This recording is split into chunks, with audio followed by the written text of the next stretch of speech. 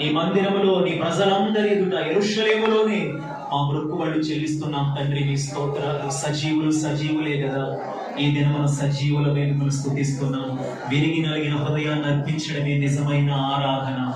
విరిగి నలిగిన హృదయాన్ని ప్రభువుకు అర్పించడమే నిజమైన ఆరాధన. మన శరీరాన్ని సజీవ యాగముగా ఆయనకు అర్పించడమే నిజమైన ఆరాధన.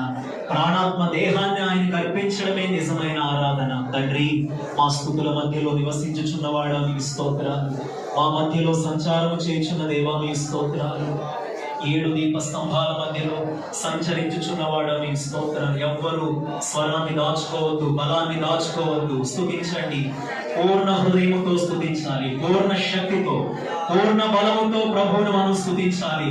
ఆయనే మన ఆరాధనకు యోగ్యుడు, మన స్తుతులకు పాత్రుడు.